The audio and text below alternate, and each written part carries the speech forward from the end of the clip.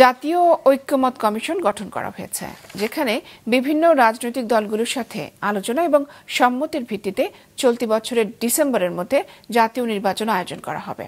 এমনটাই জানিয়েছেন অন্তর্বর্তীকালীন সরকারের প্রধান উপদেষ্টা doctor Mohammad Yunus. World government সামিটে এসব কথা জানিয়েছেন তিনি। দুবাইতে চলছে 3 দিনব্যাপী ওয়ার্ল্ড গভর্নমেন্ট সামিট।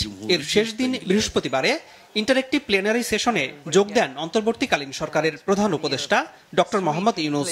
উপস্থাপনা করেন সিএনএন এর উপস্থাপক ও ব্যবস্থাপনা সম্পাদক বেকি এন্ডারসন। উপস্থাপকের এক প্রশ্নের জবাবে ডক্টর ইউনূস বলেন, আগের সরকারের রেখে যাওয়া বিধ্বস্ত অর্থনীতি, আইন শৃঙ্খলা সব মিলিয়ে পুরো সমাজকে পুনর্নির্মাণ করতে হচ্ছে।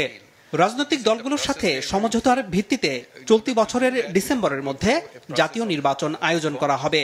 So we have created 15 different reforms commission. They are reporting back with the suggestions, their recommendations, what needs to be done.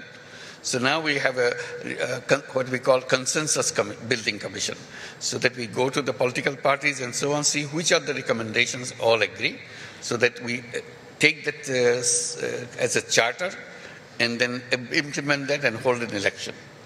Election will be held as early as probably December of this year.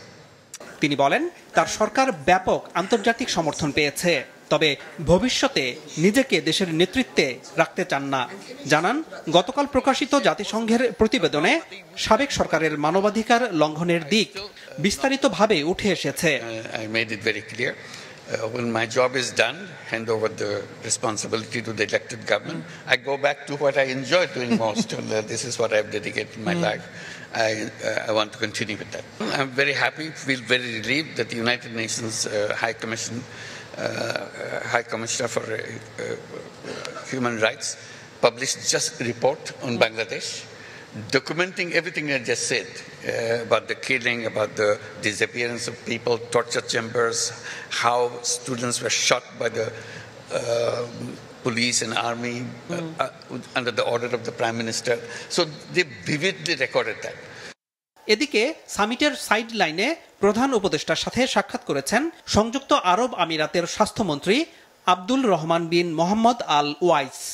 আগামী দিনে ব্যবসা, বাণিজ্য ও স্বাস্থ্যসহ বিভিন্ন খাতে Bangladesh UAE সম্পর্ক আরও গভীর হবে বলে আশাবাদ জানান মন্ত্রী।